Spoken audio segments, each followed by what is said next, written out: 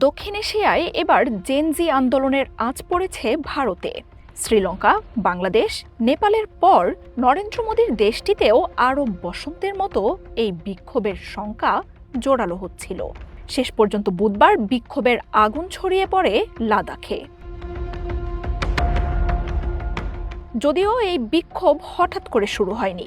2019 সালে বিশেষ মর্যাদা বাতিল করে কেন্দ্রের শাসন প্রতিষ্ঠিত হয় অঞ্চলটিতে।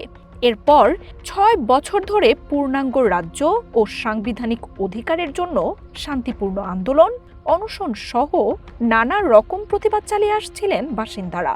লাদাখের এসব মানুষ নিজেদের প্রতিনিধি নিজেরাই নির্বাচন করতে চান। বুধবার হঠাৎ করেই অশান্ত হয়ে ওঠে লাদাখ। স্কুল কলেজ পড়ুয়া শিক্ষার্থী সহ রাস্তায় নেমে আসে তরুণরা, যাদেরকে বলা হচ্ছে জেনজি।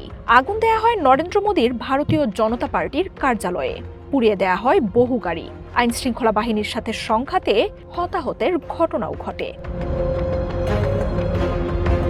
প্রশ্ন হলো, লাদাখের এই শান্তিপূর্ণ বিক্ষোভ হঠাৎ করেই অশান্ত হয়ে উঠল কেন?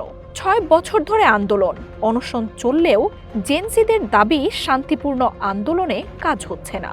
অনশনরত 2 অধিকার কর্মী অসুস্থ হয়ে হাসপাতালে ভর্তির পর ক্ষোভের আগুন ছড়িয়ে পড়ে।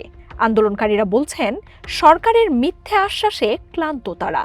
এরপর মিছিল নিয়ে বিজেপি কার্যালয়ের দিকে গেলে আইন শৃঙ্খলা বাহিনীর বাধার মুখে পড়েন তারা। 2019 সালে কাশ্মীরের বিশেষ মর্যাদা বাতিল করে বিজেপি। রাজ্যটির অধীনে থাকা কাশ্মীর ভ্যালি, জম্মু ও লাদাখে প্রতিষ্ঠিত হয় কেন্দ্রীয় শাসন। জম্মু কাশ্মীরে স্থানীয়রা প্রতিনিধি বাছাইয়ের ভোট দিতে পারলেও লাদাখের বাসিন্দারা সেই সুবিধাটুকুও পান না। অর্থাৎ ভারতের অন্য রাজ্যগুলো যে ধরনের শাসন ও সুবিধা পায় তা থেকে বঞ্চিত লাদাখের মানুষ।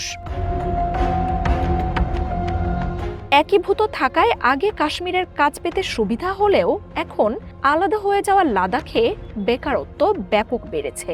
97% শিক্ষিত মানুষের এই অঞ্চলটিতে 2 বছর আগে তরুণদের বেকারত্বের হার ছিল 27%।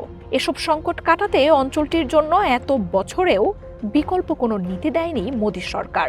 রাষ্ট্রীয় বৈষম্য সহ নানা সমস্যা তরুণদের খাদের কিনারে দাঁড় করিয়েছে। ভারতের সবচেয়ে বেশি বিতর্কিত অঞ্চল কাশ্মীর। চায়না, পাকিস্তান ও ভারতের মতো 3 পরমাণু শক্তিধর দেশ একসাথে মিলেছে অঞ্চলটিতে।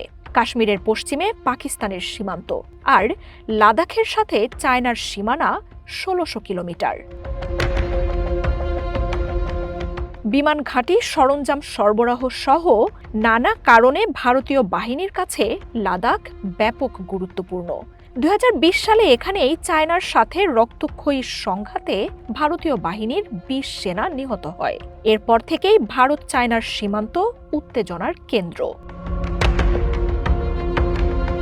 জাতীয় নিরাপত্তার জন্য গুরুত্বপূর্ণ এই অঞ্চলটিতে এবার অভ্যন্তরীণ উত্তেজনা মোদী সরকারের জন্য বিরাট চ্যালেঞ্জ নিয়ে এসেছে। এমনিতেই জেরবার পাকিস্তান সীমান্তের কাশ্মীর, উত্তপ্ত মিয়ানমারের সীমান্তে থাকা 7 সিস্টার্সের মণিপুরও। তার মধ্যে লাদাখে নতুন অস্থিরতা ভারতকে নতুন সংকটের দিকে নিয়ে যাচ্ছে। লাদাখের সাম্প্রতিক পরিস্থিতির জন্য সরকার যার দিকে আঙুল তুলেছে সেই সোনাম ওয়াংচুক কিন্তু ভারতে বেশ পরিচিত ও প্রভাবশালী নাম। আমির খানের যে 3 ইডিয়টস সিনেমায় তরুণরা এখনো মজে থাকেন, সেই সিনেমার মূল চরিত্র ওয়াংচুক, যার অনুপ্রেরণায় সিনেমাটি বানানো হয়। ভারতের স্বরাষ্ট্রমন্ত্রী অমিত শাহের দাবি, আরব বসন্ত ও নেপালের সরকার পতনের কথা বলে সহিংসতায় জেনজিদের উস্কানি দিচ্ছেন ওয়াংচুক। যদিও তার দাবি, তিনি নাগরিকদের অধিকারের সপক্ষে থাকলেও কোনো ধরনের সহিংসতা চান না।